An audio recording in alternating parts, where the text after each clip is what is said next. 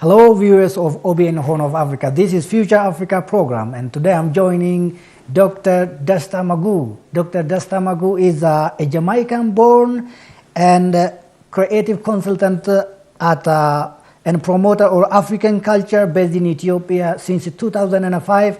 She is also serves as a liaison to AU for the Ghana-based Diaspora African Forum. Thank you very much for joining me again. Thank you. And welcome to OBN Studio. Thank you for having me. It's always a pleasure to be here. Well done, and you are known by writing different articles that promotes Africa and African democracy, African economy, and African culture, and so on. And recently you wrote some article that I've seen, and in this recent article you entitled as African Solution to African Problems. And under this article, you mentioned terms like repair, restore, and reinstall. And what does that word mean? Do you think that African problems solved through this process? And explain these, please. Yeah, absolutely. My philosophy when I analyze what's happening in Africa now, and I'm analyzing it from the perspective of an African that was born in the diaspora after coming through the transatlantic slave trade. So my line is quite familiar with colonialism in its worst and ugliest forms. Ethiopia has been spared that to some degree, and therefore now in the 21st century, we have to be very careful that the new forms of colonialism, which are of course attached to colonial capitalism, do not become a threat to Ethiopia. I think it's important that we look at alliances, strategic alliances worldwide. This has been the history of Ethiopia. We've always had good relations, good diplomatic relations, but we're at a crossroads now. We can go forward, we can go left, we can go right, we can go back. Or possibly we can rise. That's also an option. And so within the process of this, this technology metaphor that I use, whenever a computer or device is giving problems, you have to reboot. You have to reset the operating system and go back to what they call the factory settings, which is the original settings. I look at the original settings as the original African origin, heritage, tradition, culture, these things that have carried us for thousands of years. We still exist, right? Even through COVID, they said we were going to be wiped out. Here we are. I think we feared the best in the world in terms of the pandemic because of traditional knowledge, using traditional herbs, medicines, and so forth. So I think if we look at ourselves in need of a reset and a reboot, and now adding on, because we're not against newness, we're inventors, we're creators. When you look at technology, as I mentioned in one of my articles, Aksum, you know, folk, right? It's before upstairs was thought about, you know. So the point is that if we appreciate our original identity, our original blueprint, our original genetic code, memory, passed on from our ancestors, used in the relevant way for the 21st century, it's going to be much better than trying to adopt and be someone that we're not, because that's part of what's happening now. We're trying to be and adopt, thinking that someone else has it better than us. So instead of appreciating the gold, we look at it as if it is wax or bronze. You have also mentioned in this article that Ethiopia in particular and Africa in general is in development trajectory. But in Africa, as we all know, there is a political instability that disturbs this economic development. And how do you think these two things go together? African development and political instability. Okay, so let's take it into a wider lens. How is Europe progressing in the midst of war in the Ukraine? Has development stopped? No. In America, when the capital was invaded, right, by a president, did development stop? Did the economy stop? No. So we should not consider ourselves so different that we are grappling with problems. We're not brushing it under the carpet, but we're saying we are no different than anyone else, any other nation that is out there, that is going through challenges, be it inflation, be it health, be it, pollution, climate change. All these things are not specific to Africa. And so if we understand that, it's easier to carry that burden, responsibility, challenge, until we have succeeded. But we are no different than anyone else. When we talk about political strife and so forth, it is emphasized, obviously, and it may be a little newer for us because we don't govern under these terms of democracy and republican federal. These are new tropes, political tropes that we're trying to, again, put on our original hardware. We're trying to put on these apps that may not work with our operating system. And the other thing is the African Agenda 2063, which includes connecting African states and promoting African culture, and also one of you that you mentioned, education, is also part of this African Agenda 2063. Yes. And do you think this African Agenda 2063 is implemented well, being implemented well? Well, that term may be a bit subjective. What I think is well may not be what another one thinks is well. But I can say without apology, we need to do more. From your observation. We must do more. From government right down to grassroots. We all have a responsibility to do more. And the problem comes in when we sit around and we blame. You should do it. No, you should do it. No, this one should do it. What role can we all play? Because we all have a role to play within the future of Africa. And that's what Agenda 2063 is about. It's a blueprint. It's just like an architect, right? An architect lays out the blueprint, but the plumber has to come in, the electrician has to come in, all the tradespeople have to work together so that this house, Agenda 2063, can be built. So I think, especially if we understand, going back to your first question about the political strife that we do have in Africa, we'd be foolhardy to put all our hopes in government per se. What about us? Especially understanding, again, the African way of doing things.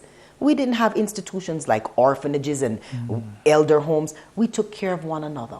So again, let's go back to the factory setting. Who are we as Africans? What are the values that we hold dear within society? And how can that be a part of our political systems versus trying to separate our identity? And the other key point is about education.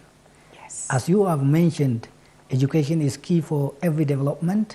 And if we see African education, the quality is still a problem. Absolutely. And you have also brought me some materials that you have wrote about African children and how African children learn. Yes. And what do you say about this quality of education in Africa as a general? Again, we are all using books that are written by and or somehow influenced by the West. They're not in our languages. They're not our stories. They're not spoken even in our voices. The images that are in there, we can't associate with them. So if we start to look at education from its very basic, which is in the home, right? Because education is not just this pedagogy that takes us and we get these lofty degrees. Education is everything one begins to learn from the time you're in the womb. So as mothers, as parents, as fathers, teaching our children, again, our indigenous stories. Again, we've got some books here, right? We've got one called I Love Locks that has been written for children about culture. We've got one here that teaches Swahili to children, how to count. Moja means one. We've got this book out of Jamaica. Out of Jamaica, even though we have been out of slavery and taken away hundreds of years ago, we had stories called the Anansi stories. Anansi was this mischievous spider that would get in trouble. And so these were lessons that we learned over time with morals. Why do you do this? Why don't you do that? As compared to, again, Eurocentric models of children's stories coming up in a British Empire, Jamaica at the time. We were taught nursery rhymes like London Bridge is burning down. Rockabye baby on the treetop. When the bough breaks, the baby will fall. You mean African history is No, forgotten? these are European tales that we were taught. Besides Anansi, we were taught all these European stories that talked about weird things, even ring around the roses, pocket full of posies, ashes, ashes, we all fall down. That's a story about smallpox, a disease that infected Europe, where people were dying, we all fall down. These were the things that we were singing as children in British colonies and other colonies, right? Where we were being educated. Do you think this affected the quality of education in the continent? That's the point.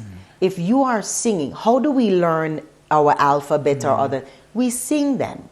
We know them as a nursery rhyme. So it's easier for a 4-year-old, a 3-year-old to remember them. So if we are starting with our stories, our hoya hea, our feeling, our rhythms, now you begin to set a foundation, the motherboard, right? The original operating system for other narratives that are comfortable and consistent with our culture. And then it's just a matter of building. So even if you get to high school or college, your foundation within your culture and these stories that teach you again values, valuable lessons, okay? Now it's easier to be able to absorb even information because you have your own sense of self. You have your own sense of identity. So pedagogy, we can all write curriculum. That's important, but where do we start? And Agenda 2063 is important because we're talking 40 years from now, right? Sure. So we should have started 10 years ago, right? With the first generation who would now be 10 years old and really beginning to think, where are we going to be in terms of Agenda 2063 and education? But we cannot underestimate the foundation. It's just like, again, building a house or software. You have to have that foundation. You mean even African history is very abundant, and we can finish it within a short period of time. Absolutely, and there's a story for everything. You know, how you treat each other, how you treat the environment, how you treat elders, how you treat animals, the relationships. So this story is about relationships as opposed to, as I'm saying, Western stories that are these unilateral narratives that you must just learn, regurgitate, that's it, ask no questions, otherwise you're considered racist. You're and so it's very important, again, for us to claim our stories. We're not asking any Westerner, if you want to do what you do, that's fine. But Africa as a continent, African educators, from parents, grandparents, the community, what Rasta calls the Jerusalem schoolroom, where we sit around under a tree and we learn, whether it's through the Bible or African stories. This is what has to be inculcated in order for us to see, again, at the end of Agenda 2063, a major transformation. Thank you very much. And the other thing is the Afrofuturism that you mentioned in your article. And what is it about? What is Afrofuturism? Yes. And please tell us about it. Absolutely. Well, Afrofuturism, the term, they say, was coined in the 1990s by a professor. However, we have predecessors such as Sun Ra, one of the musicians that I spoke about, that was born in the late 1920s, actually, in the United States. And his music was about transforming and taking Africans into another planet, another space, another galaxy. Because in America, where he was from, in the South particularly, people are getting lynched, getting killed. It's still happening today, by the way, in the United States of America. So Afrofuturism helps Black people reimagine themselves in a better place, in a successful place, in a place where they have prominence and where they can look and dress and be themselves with major African amulets. So it may be, for instance, an Aksum meskel that's maybe 10 times bigger than this and worn on the forehead. It may be a kente cloth like this from Ghana that's wrapped around the arm to signify strength and power. So it's about using African imagery to position Africans in the future. Because as we look at science fiction and most stories, black people aren't there. So what's the plan? You know, destroy the planet, move on to Saturn, Mars, Moon, and we won't be there. This is their fantasy. And Euro fantasy is different than Afrofuturism. Futurism is about our future and saying we can use arts, literature, education, music to reposition ourselves, whether on the continent or in the African diaspora. By the way, as a person who is working with the African Union and as a person also who studied about Africa for a long period of time, do you think that the African Union has been strictly working on African culture? Because if you look in Ethiopia, for instance, where we are now, there are a lot of culture. Yes. If you go to the north, what you have been mentioning, and if you go to the southern part of the country, the Sidama culture, Endless. the Fiche Chambalala, and if you go to the Oromia regional state, there is also Gada system, which Endless. is the ever democratic, Yes. even before the modern democracy. Exactly. And do you think that Africa is looking inside? What do you say? on Not that? enough. Not enough, because again, the politics, the economy, and again, the mindset that we must rely on the West, or we must get the nod of approval from the West, is what is harming us. But you know, psychology, there's an Pan-African psychologist, Frantz Fanon, very famous Pan-Africanist and psychiatrist, and he talks about the damage, the mental damage. And I liken our African leaders who are beholden to the West like domestic abuse survivors, right? They're afraid. They're afraid that they're going to get beat again by this spouse. So they want to do everything to please them.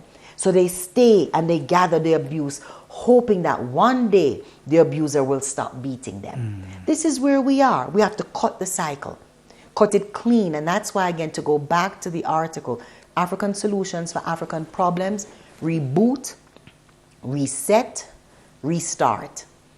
It has to be a fresh, clean, cauterized beginning that is used. And that's not an easy thing. But that's where, again, society comes in. Because the citizenry can support and will support initiatives that position us for the future, for a better and brighter future. Look at GERD. It's one of the things, the Grand Ethiopian Renaissance Dam, it is a galvanizer of Ethiopians and Africans, and even wider. It's one thing that 99.9% of us agree on. So we have those things that can bring us together, you know, and we don't have to be, unity is not uniformity. We don't have to look the same, Sure. talk the same, everything. But one important Even the Prime thing, Minister mentions this word when he received his office, and unity doesn't necessarily means uniformity. absolutely, Sure. absolutely. So we have to know and be proud of our identity, because if I'm proud of you and you're proud of me, then we have harmony. You see? And then we can thrive, whether economically, politically, and so forth. But it starts with Together we can do everything. But it starts with knowing who we are. And even things like Kwankwa, the language, Sure. ensuring that children are learning these beautiful languages, because there's words and expressions in indigenous tongues that are not available in Western Roman languages. It's just not there. So the education, again, is very, very important. Looking at it from the Afrofuturism standpoint is also very important, because it's positioning us in the future.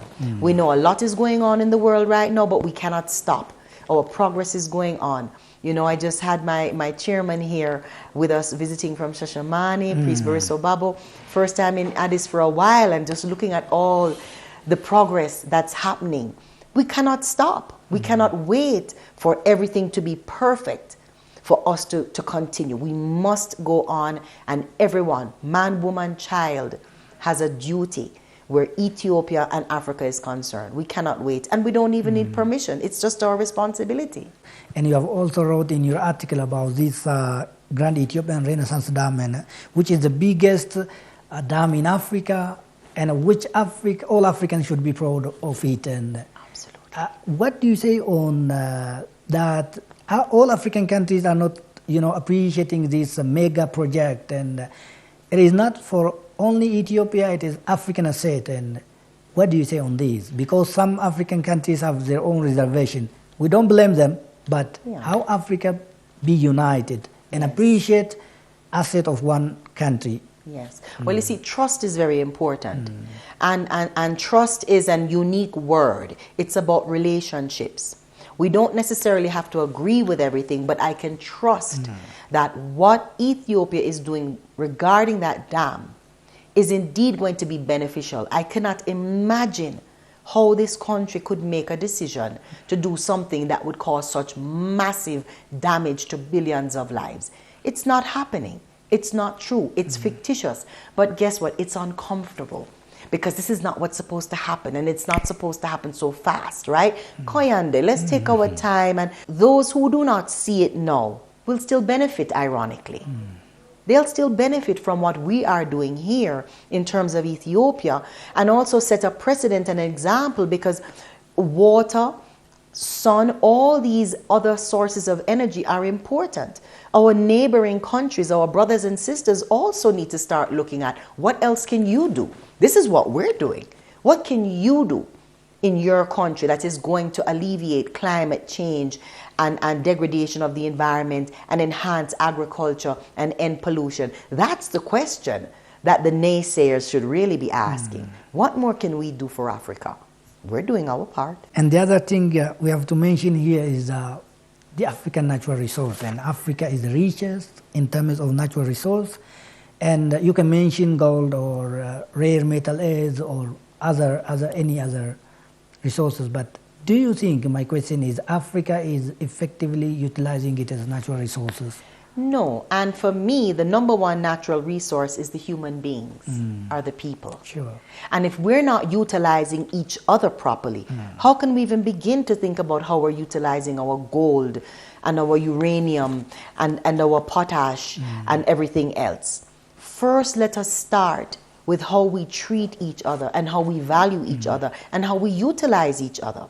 Even in employment, rather than necessarily always going out to bring someone in for a job, train them, educate them, right? Make them be prepared for the position here, and even train trainers. So we now have a system where we're continuing to have what's called brain gain and not brain drain, where we're sucking out the best and the brightest. So that's the first thing.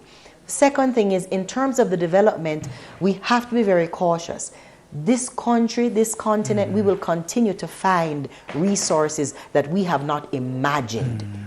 We have not imagined yet. So let us be ready and prepared and not let greed and angst and pressure from West, who is saying, look, we can come in and give you that cash right away. Koi, we've been without that long enough. Let's take our time. Let's do our feasibility studies properly, just as we've done with the GERD. It didn't just pop up. It took time. It took time and a lot of hardship. And yes, there were some sacrifices along the way, because that's part of progress. We're going to have sacrifice. We're going to lose land mass. But it's about replanting, regenerating, resetting. And do you believe that there are changes that Africa should reclaim and reconceptualize? Absolutely, absolutely. And again, the first thing is our culture, our heritage. We take things for granted, and then we turn around and we'll see a TV show where someone has on our clothing. And we're like, appropriation, cultural appropriation. Well, you don't want it. You want to wear, a designer brand from Italy. So yes, it's going to show up in a movie. Or our music. We don't want to listen to the music, but then we hear someone like Mulatu Astatke in a movie, and we're like, that's our music. Now we want to claim it when others have it. Let's identify who we are and what assets we have. It has to start there, the psychological part of it. And if that doesn't happen, it's going to take a longer time. But it's happening. It's happening as we speak. Right now, I'm seeing so many young people who are creative geniuses. They're not waiting. They're not waiting for us old folks, you understand, and government to give them anything. They're creating in remote communities all types of devices to help address needs in their communities. And finally, my director is showing me that the time is running out. And finally, if you have any message, you are welcome. For me, being here in Ethiopia and in Africa in general is just a blessing. And those of us who are returning from the diaspora, and more are coming, we will be coming in the droves. Africa has to be ready to receive us and receive the love and gratitude that we bring with us when we come to work with our brothers and sisters, because we understand even more so to some degree what these treasures of culture, of African culture mean, what it means when we put on a kente cloth. We want to ensure that our brothers and sisters here in Ethiopia and on Africa really appreciate it and begin to embrace it and modernize it. But most of all, make it ours. And let's find ways that we can also culturally have it commodified on our terms, because the economy is important. And we're not against capitalism, but we're against colonial capitalism that reaps from us and then gives us nothing and then tells us that we're lazy. So let us re-engineer ourselves, reset ourselves every single day, keeping in mind our foundation, our tradition, and then building on top of that for a brighter future. Thank you very much, Dr. Dasta Magoo, writer, author, advocate, Pan-Africanist. Mama. Thank you very much for your time and for your analysis. Thank you so much. I appreciate it. Appreciate your work. Thank you very much. Dear viewers of OBN Horn of Africa, this is all about our discussion with Dr. Dasta Magoo. I'm sure you have got some important pointers from this discussion. Until next edition, goodbye.